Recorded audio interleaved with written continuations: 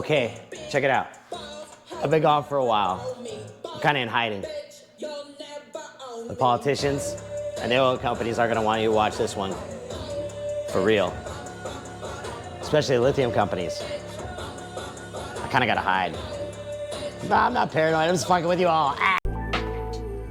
All right, well, it has been a while since I've done any kind of a coffee chat, and I'm actually out of coffee right now. I drank it all. Milo, what's up, Milo? Here's Shop Dog Milo. Oh. And though it may look like I'm relaxed, I've got a lot of work left here to do. We moved into a new shop, and a lot of other stuff has gone on. There's just some amazingly great things happening right now that I'm not going to cover, actually. What I'd rather talk about right now in this coffee chat with Milo are the laws, actually, that exist and some of the actions that are being taken around e-bikes and electric scooters and basically anything with a lithium-ion battery, all right?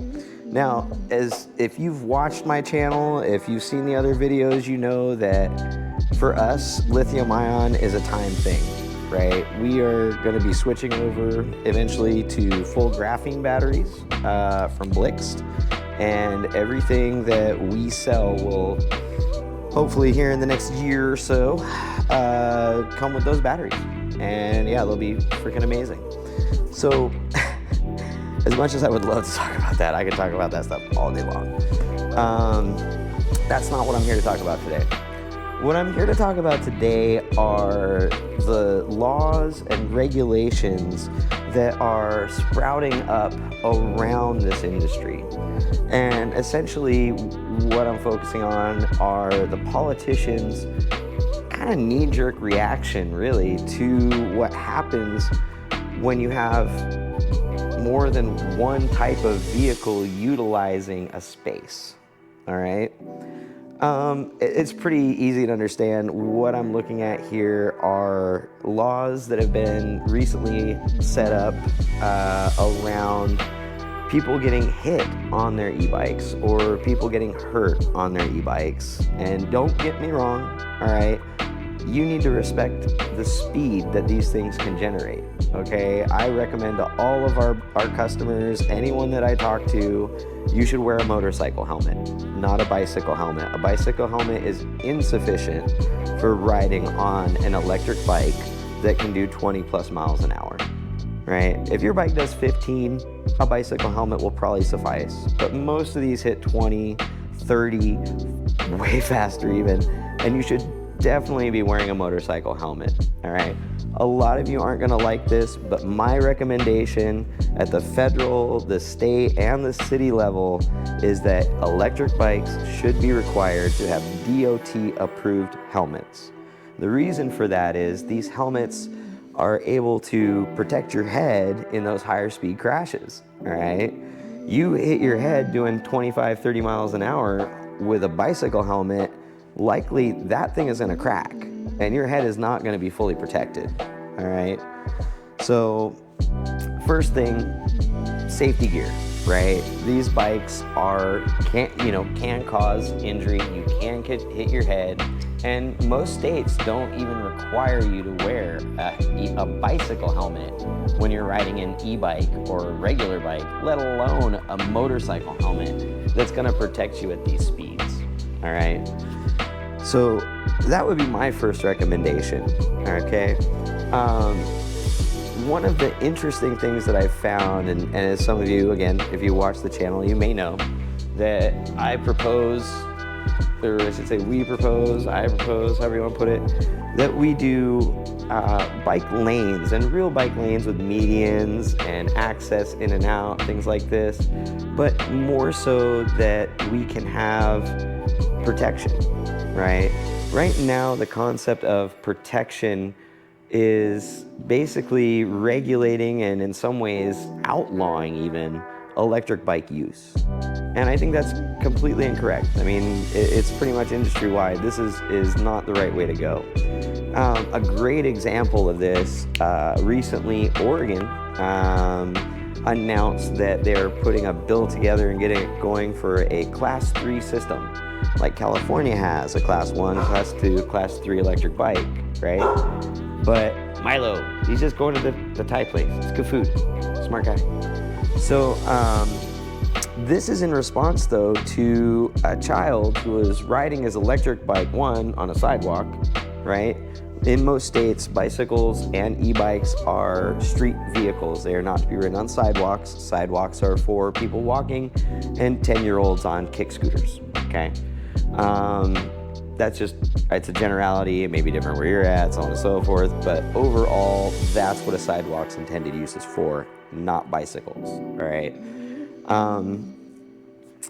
Interestingly, and sadly, the politicians believe by putting this classification system in place that California uses, that somehow is going to stop people from getting hit by cars. I'm pausing for your ironic laughter. Because it's sad. It really is sad. We're seeing basically the mentality of politicians be just follow the next state, right? Because, hey, let's face it, once California put that class system in, all their bike accidents went away. Nobody's getting hit by cars on their bikes, pedestrians, skateboards. None of them are getting hit, right? So stupid. Wrong. As a matter of fact, it did nothing. It helps people to understand that they want a Class 3 bike that goes really fast, okay? Really did nothing to protect their population.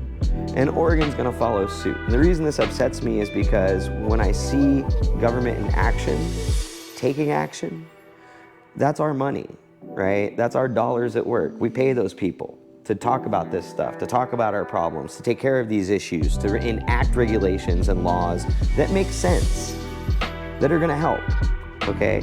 Putting a class system in place to put a little sticker 1, 2, 3 on an e-bike does nothing to stop you from getting hit by a car on the street. How stupid can you be? Sorry, but it's just, wow. You know, if you really wanted to stop people from getting hit by cars, the first thing you need to do is put up actual bike lanes that have medians, right? So that people feel safe to be riding on the road with the cars as required by most of your laws that are already in place. So instead of protecting the group of people who are being assaulted, they instead turn around and turn those people into the criminals by outlawing the activity, by outlawing the bike, by putting further regulations on your usage and where you can go and what you can do with it. All right? Does that sound very free? Does that sound like a good government? It doesn't sound good to me in this industry, and not just because I sell them, but because the third pillar of our business is policy, infrastructure. Working with I always say them as companies, but man, if they were companies, they'd be, never mind. These municipalities, in order to have better laws, in order to create more appropriate infrastructure that will allow people to feel safe to use these things to get around. All right, when I ride in my wife's H3, when I drive, but hey, I ride electric bikes all the rest of the time. I'm offsetting, guys.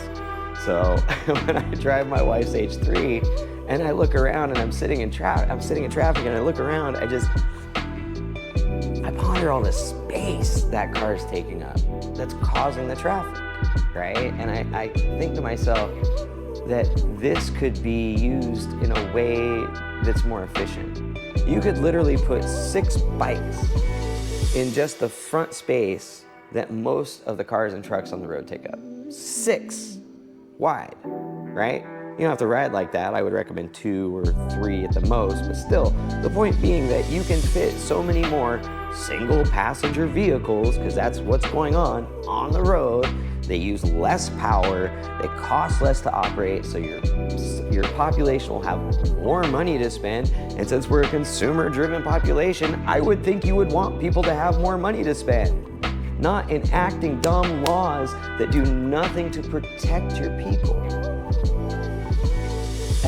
Even in Florida, in response to sadly, a death that occurred on one of these bikes, they completely banned the use of e-bikes. No, just can't ride them. We gotta think about this. Really? You gotta think about this? You gotta think about how your people are getting hit by cars, all right? Because here's the real thing. If you look at the statistics, all right, people getting hit on e-bikes by cars is far less than people getting hit on bicycles, scooters, motorcycles, or walking. If you combine those versus e-bikes, far less. And all of these other areas have all been issues this whole time.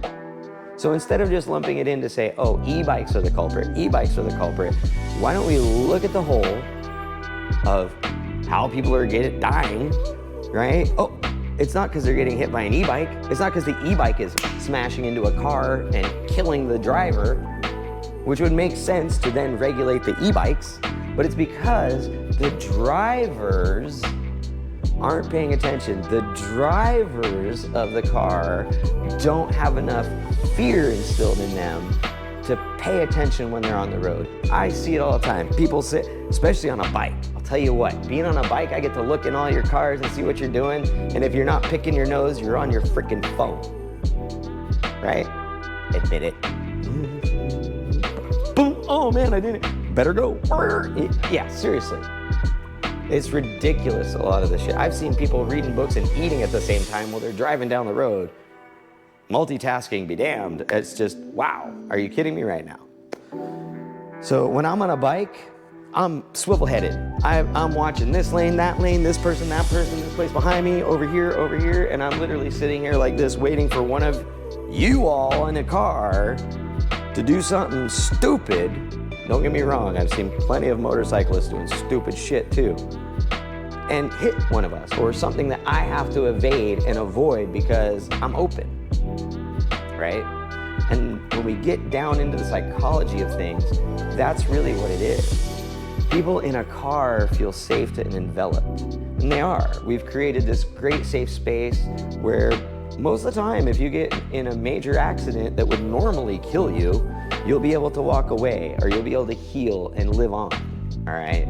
On a bike, that's not an option. I don't have a choice. I'm lucky if I get hit and wake up in the hospital.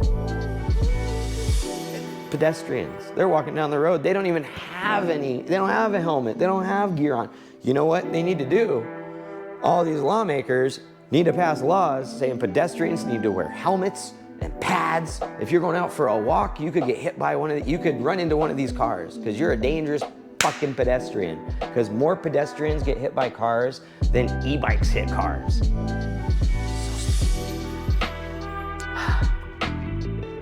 And this just bleeds in even further when it comes to the lithium battery policies, okay? So right now, let's take it from just, wow, that's a crazy way of thinking about saving your population by regulating their use of the thing that's not killing them, and overlooking completely the thing that is killing people and regulating further its use and the laws of what happens to somebody should you kill somebody on a freaking bike. You're operating a 4,000-pound bullet. The least you could do is consider the other people on the road that you could kill. All right? Yeah, let me get off that. It gets me upset because it's completely avoidable. We could literally reduce, I'm gonna come back to lithium stuff real quick, but we could reduce these number of deaths and accidents down significantly just with the right infrastructure and the right policy approach. Instead, we just wanna jump to this and jump to that. And, oh, California does this, let's copy them. Oh, New York's outlawing lithium batteries and saying you have to do this and that, let's copy them. Why are you copying them? These are some of the stupidest, most unthought out things I've ever seen government do. And there have been some big ones.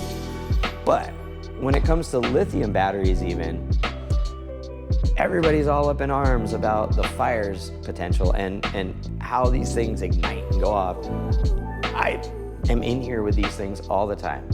I've only had one ever go off on me, and it was when I was testing it and it had a live wire on it and freaking fire right down my finger. Scared the shit out of me, but didn't actually damage the battery. I've seen fires. I've had battery packs that went to bulk customers that I told them not to use, that they were damaged, they needed to have them checked and stuff, and they plugged them in and they caught fire. And I've seen the video from that, and it is horrific. It is scary as all hell. So I don't blame anybody for being afraid of that. And people are being hurt because of improper charging, because they get a cheap battery pack on the street somewhere, or some guy thinks he knows how to wire one of these things up appropriately, and so he's doing it in his garage and he's selling them out on eBay. And yeah, no.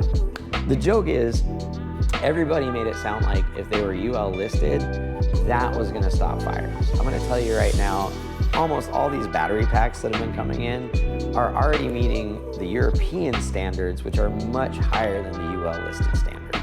And even in the European standards, they require a test pack. They require something they can verify what you're telling them of how you build it, okay? So the way the certifications work here in America, you basically do a document that says, oh, we know the rules, here's how we follow the rules, and if anything comes up, come talk to us. And the government says, cool, proceed. That's how it works. They don't take in a battery pack, run it through multiple tests, stress it, figure out when it's gonna catch fire. They don't do that stuff. That's not how it works, right? So all these battery packs that everyone was freaking out about, telling you guys, oh, they're cheap battery packs from China and they're catching fire because they're not UL listed, is bullshit. Because they were already meeting higher quality standards for most of them, probably the majority of them actually from what I've seen, than even the UL standard. So the UL standard is basically they just finish the document up, send it in, they say it was approved. Now it's a UL standard battery. Put that little UL sticker on it. Does that stop lithium battery fires? Not at all. These batteries are still gonna catch fire, okay? The reason is they're lithium. That's what it does. If it gets damaged, if it gets shorted somehow, and it creates that thermal runaway, it's gonna get hot and catch fire, all right? There are things we need to educate people about, to explain to them why, all right? And this, along with a few other reasons that are occurring in the lithium battery industry, are why RJ and his team at Blix developed the graphene battery. It was because they saw these things years ago. They realized what was happening on the back end in the industry. I don't even want to get into that stuff right now. It's atrocious, and it can cause battery fires. But they found out that they needed to build their own, and so they did. And so graphene batteries, they don't catch fire, all right? They don't have a thermal runaway because it's a capacitor, and when it gets damaged or punctured, it just releases the electrons. I mean, at the most, anything anyone's ever seen on these things has been like a puff of smoke. And that's actually the wrapper burning outside. So yeah, so that's our response to that, right? But the overwhelming response, instead of looking for a real solution, is to lock it down and say, oh, well, these are bad because they're not certified by this group, and that's gonna stop these fires, because it doesn't. It doesn't stop the fires. The fires are happening by people in their garages, putting together battery packs, taking, cobbling stuff together they see online on YouTube. You know, that's really where, if you want these things to stop, you should really target. If somebody is using a homemade battery pack, right? That's what you should begin regulating.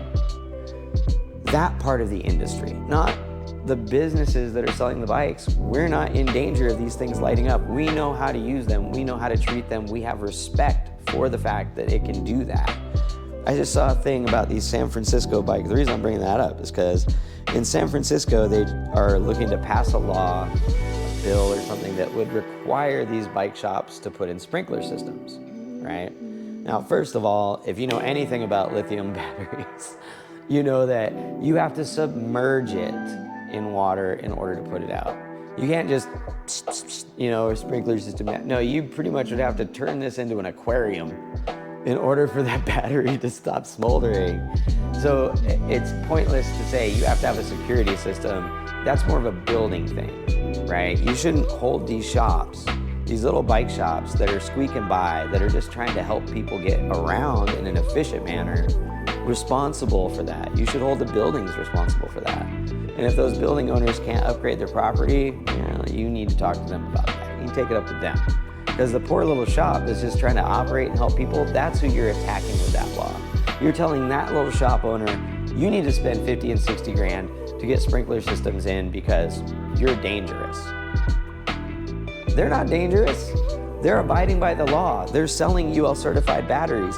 They're selling, in some instances to me, insanely overpriced bikes, but they're doing it with the mindset that they're doing it right and they're doing it appropriately. When people come in here and ask me to work on a battery, I tell them, I don't work on batteries, okay? There's a place here in town I refer them to.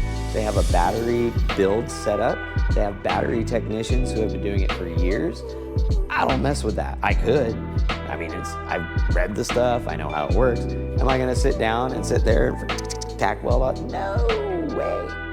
No way.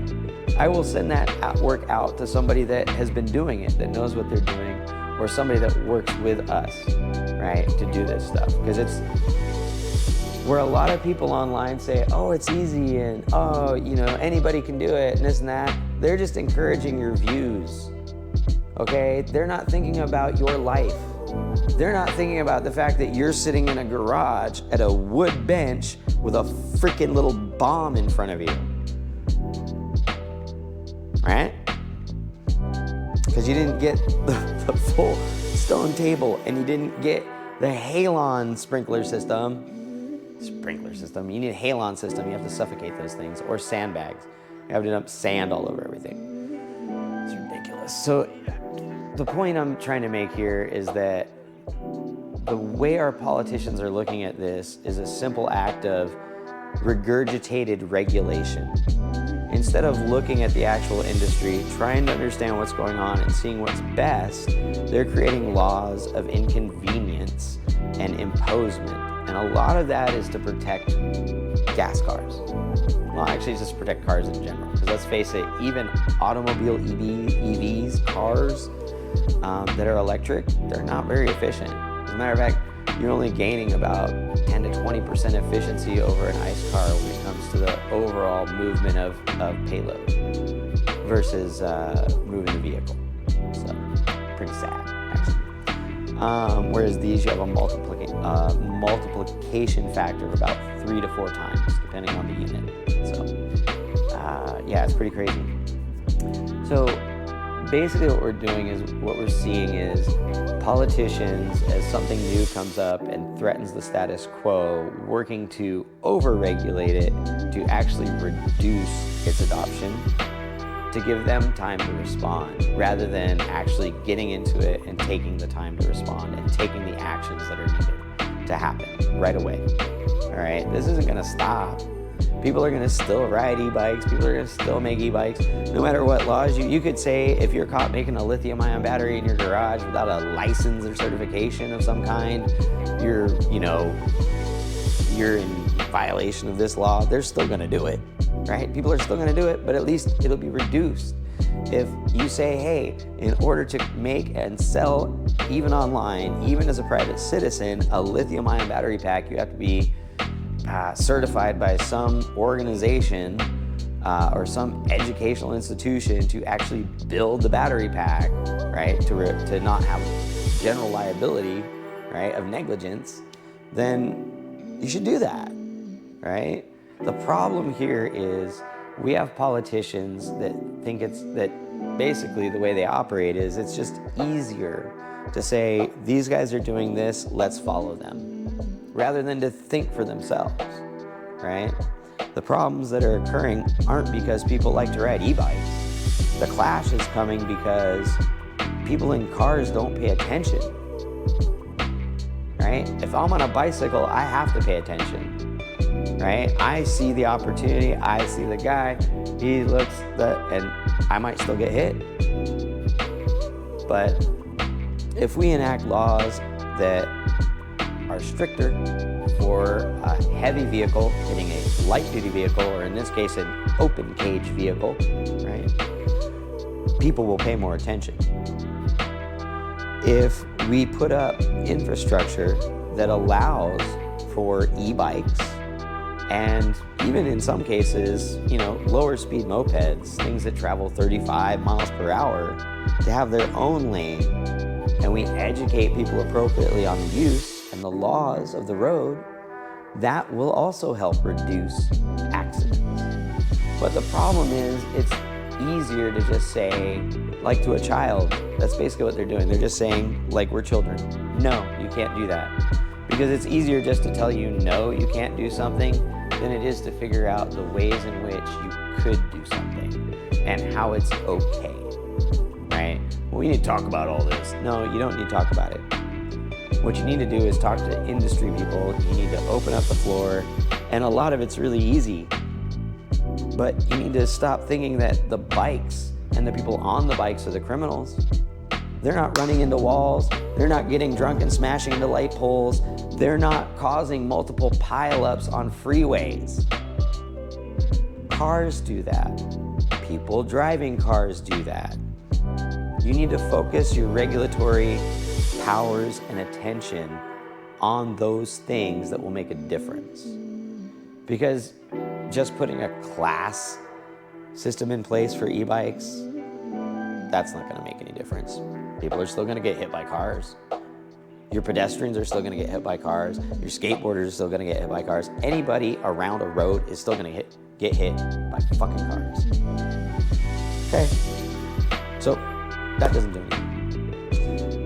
Putting UL certifications on these, requiring all that, charging over here, charging over there, this over here, that's not going to stop illegal battery production that actually causes those fires. And without proper education about how to charge these battery packs, right, and what to look for when it comes to damage that needs to be replaced, I'll tell you, any dent on a battery pack, I don't touch it. If there is like a single little crease even in the metal casing, I'm done. It's a dead battery to me, because I don't want to risk that may have gotten damaged. And that's how it should be treated. But unfortunately, these things cost a lot of money, the batteries do. And because of that, because the batteries cost a lot of money, people would rather try to use it than replace it, right? So, I mean, you can figure out your best bet right now with lithium, I think, is to look at trade-in programs that give a good credit towards a new battery, right? And then also, as Blixt, and as we in Blixt bring these graphene batteries online and start being able to provide them en masse to everybody, working with rebate programs and stuff to swap those batteries out. So these things charge at a much higher rate with little to no heat. As a matter of fact, I was watching a 52 volt battery pack charge at 80 amps. No heat on any of the cords, the batteries, the charger, nothing. It was amazing. That reduces the possibility of thermal runaway. And just by reducing that possibility, you already increase the safety. So that's our solution, right? Lithium and even in some ways solid state batteries are relatively dangerous. Graphene supercapacitors, benign. Yes. Actually, from what I've been told by some of the industry people, they are the holy grail of what we've been looking for in the industry. So I expect them to be pretty much the standard quo within the next 2 to 5 years. Yeah, so I'm real happy with that. And I'm happy we could be a part of bringing something like this to market with RJ and the team. I'm very thankful for that. Because I think it'll be huge. I think once people understand what we have, and the people I've talked to about it that get it are like, I can't wait, I want to get hold of one. When can I have one? When can I have one? When can I have one? Yeah, it's going to be a complete shift in the whole EV industry. You're not going to have to worry about the thermals as much. It has a better low temp relation. It has a better high temp relation. Yeah, and it charges stupid fast. I think our biggest problem we're going to have is getting the grids and the chargers up to par to be able to charge these things as fast as they can be charged. I'm telling you, just the voltage I've seen them suck up without any heat.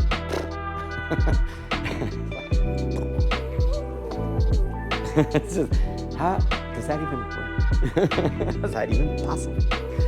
So it's just amazing. It's incredible. And yeah, I can't wait till we're pumping them out. But that is my coffee chat rant here for E-Powersport, John Reagan. And man, I hope you understand that I'm not doing this ranting because I just, well, I mean, it does help me therapeutically, but it's also because I see it just a lot of irrelevance in the policies that our politicians, both at the federal, at the state, and at the municipal level, are really coming out with. And the sad thing is, with all this activity around it, none of it's going to make a difference.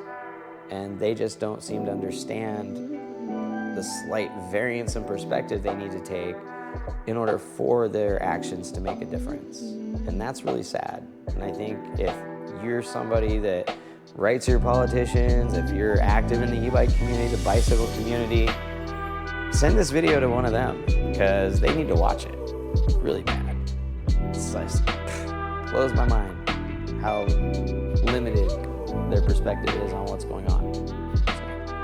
So, you guys have fun, be safe out there, and remember, you watch out for them because they're not watching out for you. All right, have fun.